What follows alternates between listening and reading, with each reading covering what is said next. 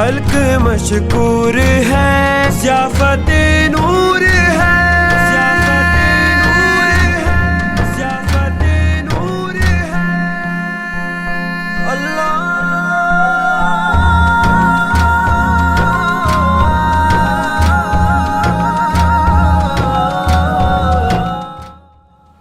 اعوذ باللہ من الشیطان الرجیم، بسم اللہ الرحمن الرحیم، وبہ نستعین وہو خیر المعین، رب اشرح لی صدری ویسر لی امری واحلل عقدۃ من لسانی یفقہوا قولی۔ تمام تعریفیں اس ذات پروردگار کے لیے ہیں جو عالمین کا رب ہے۔ درود و سلام محمد و آل محمد کی ذات پر۔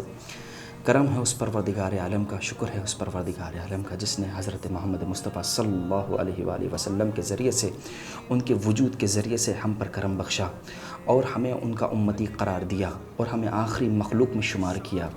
ناظرین محترم، السلام علیکم ورحمۃ اللہ وبرکاتہ۔ میں ہوں آپ کا میزبان سید نجف علی رضوی، ایک مرتبہ پھر آپ کی خدمت میں حاضر ہوں مدرسہ صاحب الزمان نجف اشرف کی جانب سے ماہ رمضان المبارک کی خصوصی نشریات ضیافت نور میں ایک مرتبہ پھر آپ کی خدمت میں حاضر ہوئے ہیں، اسی موضوع کے ساتھ جیسا کہ ہم نے پچھلے ایپیسوڈ میں آپ کی خدمت میں پیش کیا تھا، عقیدہ توحید کے حوالے سے۔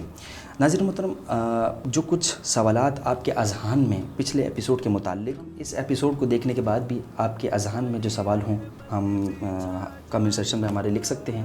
عنقریب انشاءاللہ ان سوالوں کے جوابات ہم آپ کی خدمت میں پیش کریں گے۔ ناظرین محترم، پچھلے ایپیسوڈ کے حوالے سے آپ کی خدمت میں کچھ پیش کروں کہ ہم نے کچھ آغا صاحب سے کچھ سوالات کیے تھے۔ ہم نے یہ بیان کیا تھا کہ جب کوئی چیز بغیر بنانے والے کے نہیں بن سکتی تو پھر خدا کو کس نے خلق فرمایا؟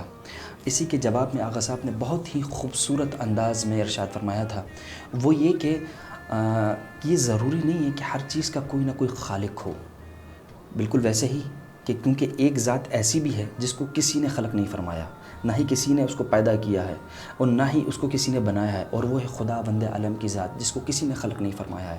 اس کو تمام مخلوقات سے برتری حاصل ہے، اس نے تمام مخلوقات کو خلق فرمایا ہے۔ اور بالکل ایسے ہی ہم نے ایک اور سوال آپ کی خدمت میں پیش کیا تھا، وہ یہ کہ خدا معذور بچوں کو کیوں پیدا کرتا ہے؟ اور آقا صاحب نے اسی کے حوالے سے ہمارے سامنے بہت ہی خوبصورت انداز میں اس کا جواب دیا تھا، وہ یہ کہ آقا صاحب نے فرمایا تھا کہ یہ بھی انسان ہی کی طرف سے ہوتا ہے، کہ یہ اللہ کی طرف سے نہیں ہوتا، یہ جو معذور بچے پیدا ہوتے ہیں یہ بھی انسان ہی کا ایک نقص اور اس کی لاپرواہی کی وجہ سے ہوتا ہے، اس میں اللہ کا کوئی مدد دخل نہیں ہوتا کیونکہ وہ عادل ہے۔ یہ کیسے ممکن ہے کہ ایک کو معذور پیدا کرے اور ایک کو سالم پیدا کرے؟ یہ اس کی رحمت خداوندی کے بہت بعید ہے۔ بالکل اسی طریقے سے جو ہمارے پچھلے ایپیسوڈ میں کچھ سوالات رہ گئے تھے، آج ہم اس ایپیسوڈ میں آپ کی خدمت میں پیش کریں گے، اور انہی سوالات کے جوابات دینے کے لیے ہمارے ساتھ موجود ہیں ایک مرتبہ پھر قابل احترام مولانا عرفان بہلول صاحب، جو ہمارے سوالات کے جوابات دیں گے عقلی اور منطقی دلائل کی روشنی میں۔ السلام علیکم آقا جان، کیسے ہیں؟ خیریت سے ہیں؟ وعلیکم السلام ورحمۃ اللہ، الحمدللہ، آپ کی دعائیں، آپ سنائیں کیسے ہیں؟ خیریت سے؟ کرم پروردگار قبلہ، بہت بہت شکریہ، ایک مرتبہ پھر آپ کو زحمت دی ہم نے۔ قبلہ کچھ سوالات رہ گئے تھے ملحدین کی طرف سے، اور ان کے جواب دینا یقیناً ہمارا ایک شرعی ذمہ داری بنتی ہے، اور اس کے علاوہ بھی کچھ عقیدہ توحید کے حوالے سے جو ہر مومن کے دل میں ایک سوال اٹھتے ہیں۔ مثال کے طور پہ پہلا ملحدین کے سوال کے آپ جوابات دینے، وہ یہ ہے کہ پہلا سوال یہ ہے کہ اگر بہترین رزق دینے والا اللہ کی ذات ہے اور وہی یقیناً سب کو رزق عطا فرما رہا ہے، تو یہ جو ہم معاشرے کے اندر دیکھ رہے ہیں، یہ کچھ لوگ جو غربت کی وجہ سے، بھوک اور مفلس کی وجہ سے جو حیات وہ اپنا لوگ اموات پا رہے ہیں یا لوگ مر رہے ہیں، تو ان کا کیا ہے مطلب؟ اس کو ہم کیسے ڈیفائن کریں گے معاشرے کے اندر؟ اور ملحدین ہم سے سوال کرتے ہیں کہ بھائی یہ کیا مطلب؟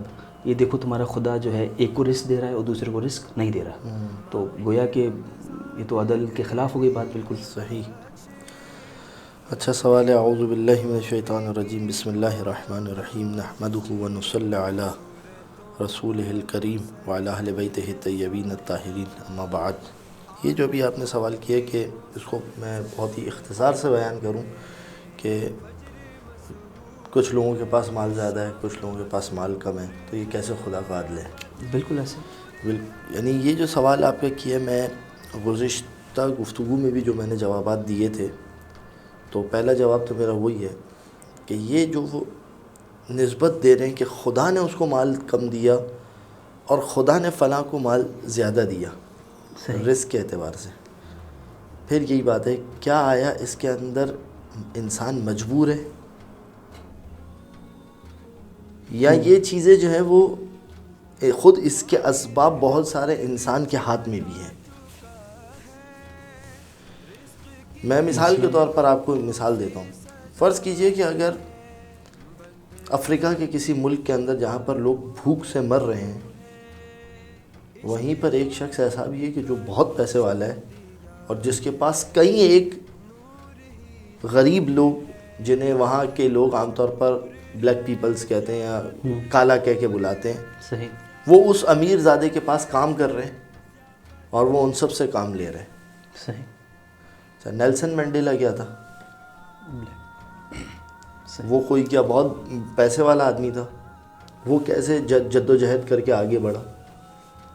اور ایسے کئی ایک ایسی مثالیں میں آپ کو دے سکتا ہوں کہ جو غریب لوگ تھے، بہت غریب تھے، بہت غربت سے نکلے اور بہت پیسے والے بنے. صحیح. تو ایسی مثالیں آپ کو کثرت سے جو ہے وہ ملے گی. صحیح. یہ تو میں انہیں اس دنیا کی بات کی ہے کہ جنہیں بہت زیادہ غریب طبقہ سمجھا جاتا ہے.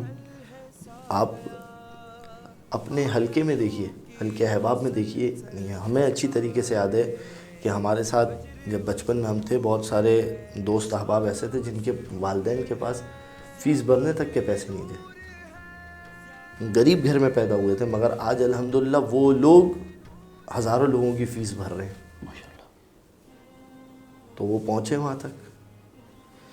یہ میں کیوں یہ ساری مثالیں دے رہا ہوں، اس کا مطلب یہ ہے کہ اس کے پیچھے صرف ایک مجبور نہیں ہے انسان کہ غریب پیدا ہو گیا تو غریب ہی رہے گا اور امیر پیدا ہو گیا تو امیر ہی رہے گا. اور آپ نے کتنے ایسے لوگ دیکھے ہوں گے جو امیر پیدا ہوئے، امیر کے گھر میں پیدا ہوئے. تاریخ بڑی اس پہ بھری پڑی ہے تاریخ. یعنی آپ دیکھیں کتنے ایسے تھے کہ مثال دوں آپ کو، زلیخا عزیز مصر کی بیوی، بالکل. اور جناب یوسف کو جب جاتے ہوئے دیکھ رہی ہے تو وہاں پر اشعار پڑھ رہی ہیں.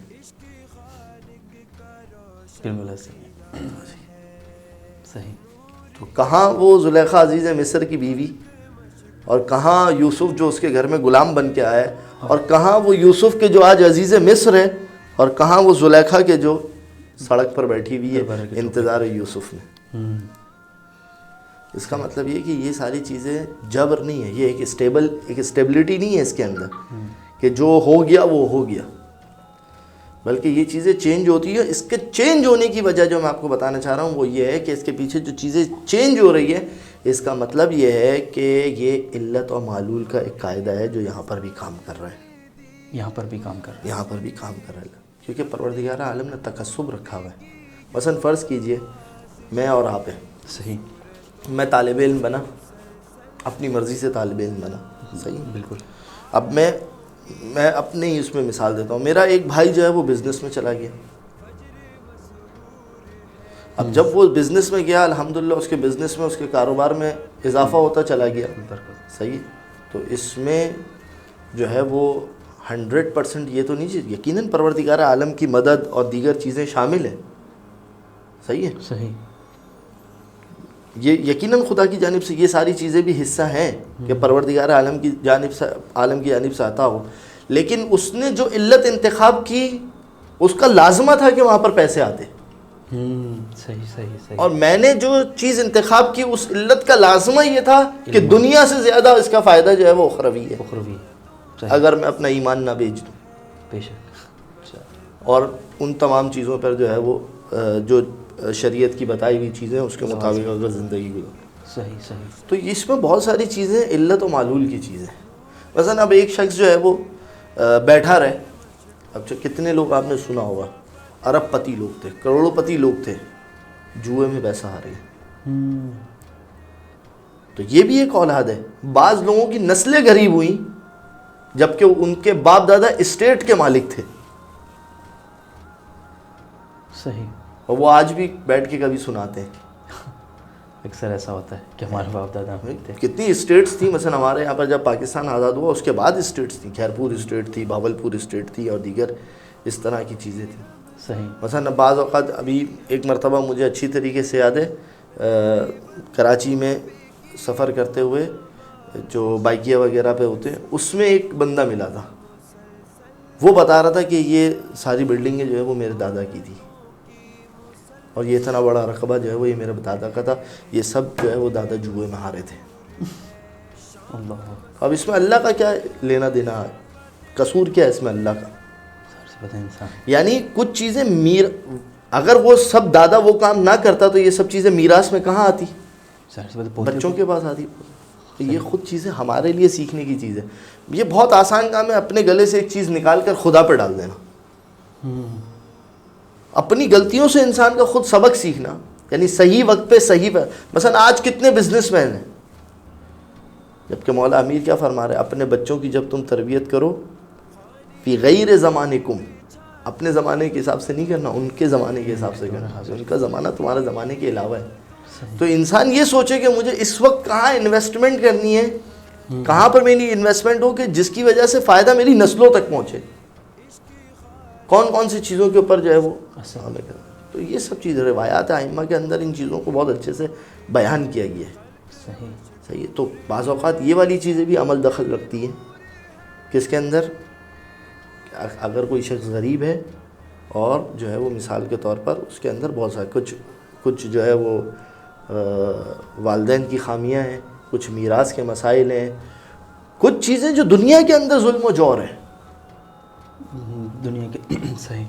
دنیا کے اندر ظلم و جور ہے۔ حکومت ان کا پیسہ کھا گئی، حکومت ان کا مال کھا گئی۔ کچھ لوگ تھے وہ بیچارے اس وقت وہ ہڑپ کر لیا، اس وقت وہ بیچارے بالغ نہیں تھے، اطراف کے رشتہ دار تھے، وہ بیچارے ان کی ملکیت کھا گئے۔ یعنی کتنی ایسی چیزیں اور ہیں۔ مثلا اگر آج میں آپ کو، اور یہ بندہ حقیقت بات ہے، خدا پہ ڈال دینا آسان ہے۔ یعنی میں آپ کو بتاؤں، ہم جتنا جلدی خدا پر بلیم کرتے ہیں نا، اتنا جلدی جو ہے وہ ہم امریکہ کو بلیم نہیں کرتے، صحیح فرما رہے ہیں، جتنا جلدی ہم خدا کو بلیم کرتے ہیں۔ آج جو آپ افریقن ممالک کے اندر جائیں، جو حالانکہ ان کے پاس کیا نہیں ہے، معدنیات میں ڈائمنڈ ان کے پاس ہے، گولڈ ان کے پاس ہے، یورینیم جس کے اوپر آج پوری دنیا کی جنگ ہے، ایٹم بم نہیں بن سکتا اس کے بغیر، وہ ان کے پاس ہے۔ مگر آپ جا کر وہاں پر دیکھیں وہ کون وہاں سے سارے مائننگز کر کے کون لے کر جا رہا ہے وہ ساری چیزیں، اور اس کے بدلے میں ان کو کیا مل رہا ہے؟ جبکہ وہی بیچارے کالے پورا دن کھدائی کرتے ہیں۔ جبکہ اسلام کے اندر اگر آپ دیکھیں کیا زبردست تصور ہے، احیاء الموات، جو انسان کسی زمین کو زندہ کرے اور وہ پہلے سے زندہ نہ ہو، اپنے ان مسائل اور شرائط کے دائرے کے اندر وہ زمین اس کی ملکیت ہے، وہ اس کی ملکیت ہے۔ اگر ایک مردار زمین تھی جو اب تک زندہ نہیں ہوئی تھی، جس نے زندہ کی یا جس نے حیازہ کیا، جس نے حجر کیا، وہ اس کی ملکیت ہے۔ تحجیر کی جس نے، وہ اس کی ملکیت ہے۔ زندہ سے مراد تو کیا؟ یعنی زمین کھیتی باڑی کی، ہاں کھیتی باڑی کر کے زندہ کیا، یا گھر بنا کے زندہ کیا، یا پتھروں کے ذریعے سے اس کی تحجیر کی، وہ چیز اس کی ملکیت بن جائے گی۔ اچھا، اسلام نے کیا دائرہ دیا تھا؟ تو اس میں اللہ کا کہاں سے، کن چیزوں میں؟ اچھا ایک چیز تو یہ، اب پہلی چیز علت اور معلول کا ایک نظام ہے اس کے اندر، غربت اور امیری اور ان سب چیزوں کے پیچھے، تو ہمیں پہلے اس پر غور کرنا چاہیے۔ دوسری چیز امتحان، لَنَبْلُوَنَّكُمْ، اعوذ باللہ من الشیطان الرجیم، لَنَبْلُوَنَّكُمْ بِشَيْءٍ لَنَبْلُوَنَّكُمْ بِشَيْءٍ مِّنَ الْخَوْفِ وَالْجُوعِ وَنَقْصٍ مِّنَ الْأَمْوَالِ وَالْأَنفُسِ وَالثَّمَرَاتِ، ہم تمہارا ضرور امتحان لیں گے، کچھ خوف کے ذریعے سے، کچھ مال میں کمی کر کے، کچھ اولاد میں کمی کر کے، کچھ جانوں میں کمی کر کے، کچھ پھلوں میں کمی کر کے امتحان لیں گے۔ وَبَشِّرِ الصَّابِرِينَ الَّذِينَ إِذَا أَصَابَتْهُمْ مُصِیبَۃٌ، جب جنہیں مصیبت پہنچتی ہے ان صبر کرنے والوں کو بشارت دو، اگر وہ یہ کہتے ہیں اِنَّ لِلَّهِ وَإِنَّ إِلَيْهِ رَاجِعُونَ، ان صبر کرنے والوں کو بشارت دو۔ صحیح۔ اولئک علی ھدی من ربہم، یہ وہ لوگ ہیں کہ جو اپنے پروردگار عالم کی جانب سے ہدایت پر ہیں۔ صحیح۔ تو یہ دوسری چیز ہے اس معاملے کے اندر۔ پہلی چیز علت و معلول کا نظام ہے، دوسری چیز پروردگار عالم کے امتحانات ہیں، تیسری چیز جو میں نے گزشتہ جلسے کے اندر بھی میں نے وہاں پر بھی آپ کو یہ بات بتائی اور یہاں پر بھی آپ کو یہ بات عرض کر رہا ہوں۔ تیسری چیز جو اس حوالے سے تکرار کر دوں، پہلی علت و معلول، دوسری چیز کچھ امتحان وغیرہ کا پروردگار عالم کی جانب سے نظام ہے. تیسری چیز پروردگار عالم عوض کر دیتا ہے. اگر اس کی جانب سے مشکل ہے تو پروردگار عالم اس کا عوض ادا کرتا ہے. جسے دنیا میں کم دیا، مثلا جیسے روایات میں نہج البلاغہ میں مولا کا ایک جملہ جو اس وقت میرے ذہن میں آ رہا ہے کہ مولا نے فرمایا کہ اگر پروردگار عالم کسی کو مال کم دیتا ہے تو اس کے کم عمل پہ راضی ہو جاتا ہے. کم عمل پہ راضی ہو جاتا ہے. مثلا جس کو مال کم دیا ہے، کیونکہ بیچارہ فقیر ہے نا، غریب ہے، صحیح ہے، وہ اپنی پورا دن جو ہے وہ کمانے میں، پیٹ کی خاطر پورا دن گزار رہا ہے، تو یقیناً عبادت کم کر سکے گا، تو پروردگار اس کے کم عمل پہ راضی ہو جاتا ہے. لیکن دنیا میں الٹ دکھتا ہے کہ جو کم کمانے والا ہے وہی مسجدوں میں اور ہاں یہ اور بات ہے، واقعاً دنیا میں یہ الٹ دکھتا ہے، جو بالکل الگ دکھ رہا ہے. ہاں، جبکہ پروردگار عالم نے یہ ایک جو ہے وہ اس کی جانب سے یہ اس کے اوپر جو ہے وہ ایک احسان کیا. اچھا، اس کے علاوہ میں کچھ حدیثیں اگر آپ اجازت دیں میں آپ کی خدمت میں عرض کروں کہ دیکھیں اہل بیت علیہم السلام، دروازہ اہل بیت علیہم السلام جو ہے وہ ہمارے لیے ایک انتہائی اہم ترین مشعل راہ ہے. اور انسان کو مثلا مولا فرماتے ہیں روایت ایک رسول اللہ سے عن النبی الاکرم صلی اللہ علیہ وآلہ وسلم، الفقر فخری وبہ افتخر. فقر یعنی جس کو ہم اردو میں غربت بولتے ہیں، کیونکہ عربی میں غربت کا مطلب پردیسی ہوتا ہے، اردو میں یعنی الفقر یعنی غربت میرا فخر ہے. میرا فخر مالداری نہیں ہے، غربت ہے. میرا فخر غربت ہے. یعنی اگر فخر میرا غربت ہے، اس کا مطلب یہ کائنات کے رسول فقیر سے بھی محبت کرتے ہیں. الفقر فخری وبہ افتخر، اور میں اس کے ذریعے سے فخر کرتا ہوں. پھر اس کے بعد قال رسول اللہ یدعو اللہ، رسول اللہ جو ہے وہ اللہ سے یہ دعا کرتے تھے، وَيَسْأَلُهُ، اور اللہ سے یہ سوال کرتے تھے، أَن يُحْيِيهِ وَيُمِيتُهُ وَيَحْشُرُهُ مِثْلَ الْمَسَاكِينِ. دعا کرتے تھے کہ پروردگار عالم انہیں حیات، انہیں موت، اور انہیں جب محشور کرے تو ایسے محشور کرے جیسے مساکین، غریب لوگوں کو جس طریقے سے محشور کیا جائے گا ان کی جیسی حیات ہوتی ہے. صحیح. پھر اس کے بعد فقانا یقول اللہم احیینی مسکینا وامتنی مسکینا واحشرنی فی زمرۃ المساکین. اچھا، میں آپ کو ایک اور عجیب روایت بتاؤں.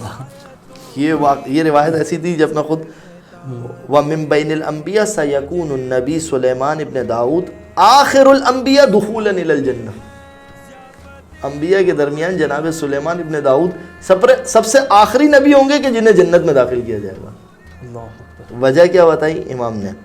بسبب تمکنہ فی الملک وغناہ فی حیات الدنیا، اس لیے کہ انہیں دنیا میں حکومت دی گئی تھی اور دنیا کے اندر جو ہے وہ انہیں امیر بنایا گیا تھا، غنی بنایا گیا. فقط ورد فی الحدیث، حدیث میں آئے ان آخر الانبیاء دخولا الی الجنہ سلیمان، وذالک کیوں؟ لما اعطی من الدنیا، کیونکہ انہیں جو ہے وہ دنیا جو ہے وہ باقر مجلسی صاحب نے بہار میں جو ہے وہ اس روایت کو نقل کی ہے. تو یہ جو تیسری چیز ہے وہ کیا ہے؟ تعویذ، کہ پروردگار عالم جو ہے وہ بدلہ دے دیتا ہے. اور ایک روایت آپ کی خدمت میں آخری کہ کتنی حد تک جو ہے وہ انہیں اس اعتبار سے جو ہے وہ بڑا کر دیا جائے گا. بلکہ ایک روایت اور خطرناک، انہیں پیسہ دیا گیا پھر اس کا حساب بھی بہت زیادہ سخت ہے. کیوں؟ کیونکہ وہ حقیقت میں غریبوں کا امین ہے. پروردگار عالم کا علت و معلول کا نظام ہے. خدا کسی کو آ کے اس کے گھر میں ڈائریکٹ جا کے نہیں دے گا، عرفان صاحب میں نے تمہیں دیا ہے، تمہاری ذمہ داری ہے وہاں تک پہنچاؤ. نجف صاحب میں نے تمہیں دیا ہے، تمہاری ذمہ داری ہے وہاں تک جا کے پہنچاؤ. اب دیکھیں روایت کیا، الحق اقول لکم، یہ جناب عیسیٰ انجیل کے اندر، انه یعسر ان يدخل غنی الى ملکوت السماء، انتہائی مشکل ہوگا کہ غنی جو ہے وہ ملکوت سما تک پہنچے. ملکوت سما سے مراد یہاں پر وہی ملکوت سماوات سے مراد جنت ہے. انجیل میں اس کو ملک سماوات، ملکوت کے ذریعے سے جو ہے وہ یاد سے ہے. وَأَقُولُ لَكُمْ أَيْضًا، اور میں تمہیں یہ بات بھی کہتا ہوں، جناب عیسیٰ اپنے لوگوں سے کہہ رہے ہیں، إِنَّ مُرُورَ جَمَل من ثقب عبرۃ ایسر من ان يدخل غنی الی ملکوت اللہ. اونٹ کا سوئی ہوتی ہے نا, سوئی میں سے جو ہم دھاگا نکالتے ہیں, اونٹ کا سوئی کے اوپر کتنا سوراخ ہوتا ہے, اس سوراخ میں سے اونٹ کا نکلنا آسان ہے؟ امپاسبل ہے. جناب عیسیٰ کہہ رہے ہیں اونٹ کا نکلنا شاید آسان ہو بنسبت اس سے کہ غنی شخص جو ہے وہ اتنی آسانی سے جنت میں چلا جائے.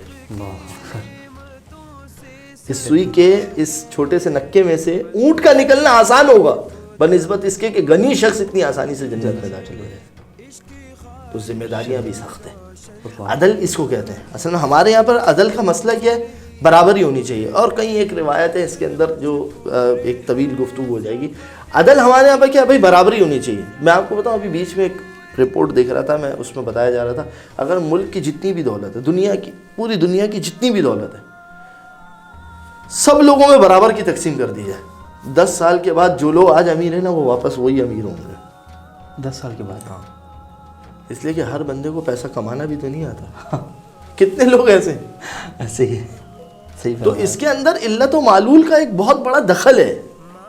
یعنی انسان صرف بیٹھ کے ہر چیز کو اللہ کے اوپر ڈال دے, اللہ نے یہ کام کیوں کیا, اللہ نے وہ کام کیوں کیا, تو یہ چیزیں جو ہے وہ اس طرح سے. تو یہ میں نے آپ کو تیسری چیز بتائی. اگر کہیں پروردگار عالم کی جانب سے کوئی چیز کسی کو کم دی گئی ہے تو اس کی بہت ساری مصلحتیں, اور اب مصلحتیں بہت ساری ہو سکتی ہیں. بعض اوقات خود ہو سکتا ہے پروردگار عالم نے ہی جو ہے وہ کسی شخص کو غریب رکھا ہے, اصل وہ بہت دعا بھی کر رہا ہے, ہمیں وہ دنیا کے اعتبار سے شاید ایماندار بھی نظر آ, لیکن خدا نے اس کو غریب رکھا. میرے خیال سے واضح ہے یہاں. بالکل. قبلہ یہ ایک سوال آخری بچا ہوا ہے, وہ یہ ہے کہ عقیدہ اسی کے حوالے سے ہے کہ یہ مومن, جیسے کہ آپ نے بتایا کہ خود انسان کے اندر جدوجہد بھی کرنی چاہیے کہ وہ رزق کے لیے نکلے آگے کی طرف. یہاں پر بعض مومن محنت بھی کر رہے ہیں, توسل بھی کر رہے ہیں, اللہ سے راز و نیاز بھی کر رہے ہیں, لیکن پھر بھی مشکلات کا شکار ہیں. صحیح. یہاں پھر بھی مشکلات کا شکار ہیں. تو اب ایسی ان کی مشکلات کیسے دور ہوں؟ مثال کے طور پہ کہ ایک شخص ہے وہ ہر کام انجام دے رہا ہے, نماز روزہ دعائیں مناجاتیں اور محنت بھی بہت کرتا ہے, لیکن اس کو وہ محنت کا صلہ اس کو مل نہیں رہا ہے. صحیح. تو ایسی صورت میں یہاں پر وہ مومن شخص کیا کرے گا؟ اب یقیناً اس کا اعتبار اس کو تھوڑا ہلکا کمزور پڑ جائے گا اللہ کے لیے کہ میں اتنی محنت بھی کر رہا ہوں, اتنی نمازیں بھی پڑھوں, توسل بھی کر رہا ہوں, لیکن پھر مجھے کیوں نہیں مل رہا؟ صحیح. ایک چیز تو یہ کہ سوال کے جواب سے پہلے جو آپ نے کہا نا کہ اس کا اعتبار خدا پر کمزور ہو جائے گا, تو اس کا مطلب یہ ہے کہ اس کی جو نمازیں اور اس کی محنت ہے نا وہ اس کو اعتقادی طور پر فائدہ نہیں دے رہی بہت زیادہ. تو انسان کو جو ہے وہ دیکھیں, میں پھر آپ سے یہ کہوں, اس میں بہت سارے علت معلول کے نظام کے ساتھ ساتھ بہت ساری یہ حکمت. اکثر یہ ہمارے گھروں میں ہو چکا ہے یہ معاملات. اکثر خواتین یہ کہ ہم پر یہ مصیبت کیوں آ رہی ہے, اور میرے اوپر ہی کیوں آ رہی ہے, اور میرے گھر سے نہیں. میں نے خود دیکھا, یعنی بعض لوگوں نے مجھ سے بھی کہ آپ بتائیں یہ ہمارے ہی طرف اس طرح کی مصیبتیں کیوں ہیں, اور جو ہے وہ یہ سارا سلسلہ ہماری طرف. تو دیکھیں اس کا جواب تو کوئی بھی نہیں دے سکتا سوائے امام معصوم کے کہ بھائی آپ ہی کی طرف یہ ساری مصیبتیں کیوں ہیں. لیکن ہم قبل اس کے کہ ان ساری چیزوں کے اوپر خدا کو بلیم کرنے سے پہلے جو روایات اہل بیت کے اندر جو چیزیں ہیں اس میں ہم تھوڑا سا نیچے کی طرف جائیں. آپ دیکھیں کیا کوئی دنیا کے اندر ایسا شخص بھی رہ رہا ہے جو آپ سے بری حالت میں, آپ سے بھی بری حالت میں, یہ کہہ رہا ہوں جو بندہ شکوہ کر رہا ہوتا ہے نا. صحیح ہے. مولا امیر ایک شعر مجھے یاد آ رہا ہے کہ مولا نے اسے شعر میں بیان کیا ہے, منسوب مولا کی طرف. الصبر علی النائبات صعب ولکن فوت الثواب اصعب. مشکلات پہ صبر کرنا یہ ایک مشکل کام ہے, لیکن شکوہ کر کے ثواب بھی کھو دینا یہ اور زیادہ جو ہے وہ مشکل کام ہے. تو میں جو ہے وہ یہاں پر ان لوگوں سے یہی کچھ چیزیں جو ہے وہ علت و معلول کے نظام کے تحت ہے. کچھ چیزیں میں آپ کو بتاؤں, اگر فرض کرنے سب کے سب امیر ہو جاتے ہیں تو مجھے ایمانداری سے بتائیں آپ کی جو چھوٹی چھوٹی ضروریات ہیں, آج یہ نظام زندگی چل سکتا ہے؟ اگر سب کے سب ہی مثال کے طور پر بل گیٹس ہوتے تو آج جو ہے وہ ہمارے گھر کے اندر لوہے کا کام کون کر رہا ہوتا؟ بالکل. لوہار کہاں سے لاتے؟ حقیقت بات ہے. کچھ چیزیں نظام زندگی ہیں جو پروردگار عالم کے عالم کو, اس دنیا کا نظام چلانا ہے. بلکہ آپ کو میں بتاؤں, بعض اوقات بعض چیزیں واجب ہو جاتی ہیں فقہ کے اعتبار سے بھی واجب ہو جاتی ہیں. اگر نظام زندگی میں مخل ہو رہا ہو. مثلا میں آپ کو بتاؤں مثال کے طور پر, نجف میں آپ کو موچی نہیں ملتا, اس کافی کہتے ہیں. بالکل صحیح ہے, ایسے ہی ہے. ہم چپل ٹوٹ جاتی ہے تو ہم جو ہے وہ ڈھونڈ رہے ہوتے ہیں. یعنی عام طور پہ یہاں پہ ایسا ہوتا ہے کہ چپل آپ کی پھٹ گئی یا ٹوٹ گئی تو بس نہیں تو آپ سمجھ لو کہ وہ پوری ہو گئی اس کا ڈیو. جبکہ پاکستان میں مجھے اچھی طرح سے یاد ہے, میں کیا میرے گھر والے کیا, ہم یعنی ایک موچی ہماری زندگی کا ایک حصہ ہے. صحیح فرمایا. یا نہیں ملتا آپ کو, جبکہ کتنی شدت سے ہمیں جو ہے وہ ضرورت اس کی محسوس ہوتی ہے.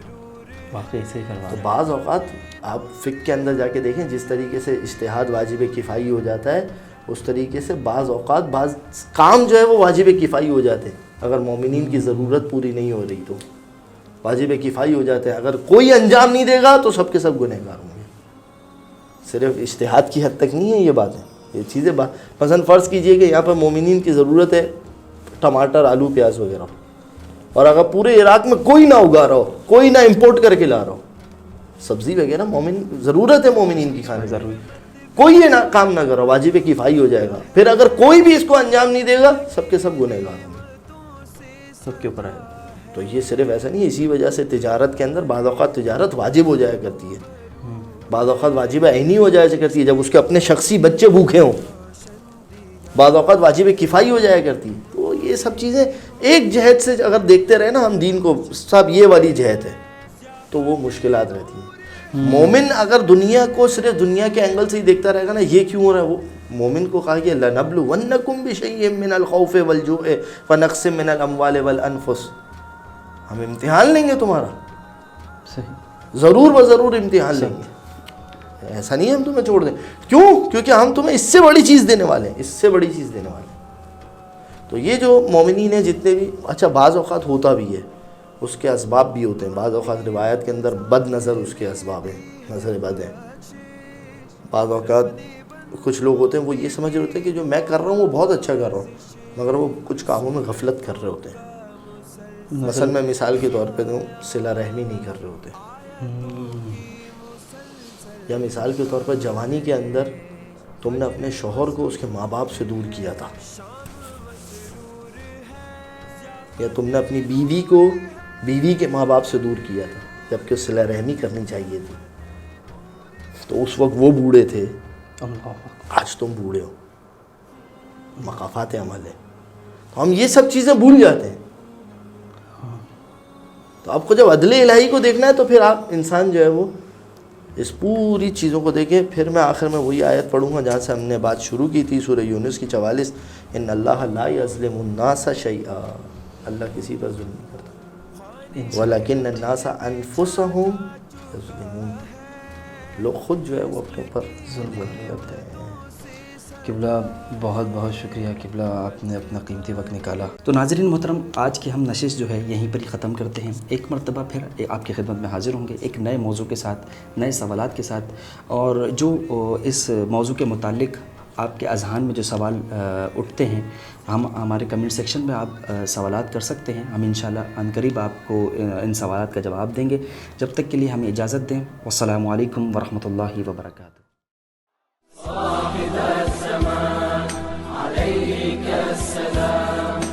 أقبل إلينا عجل يا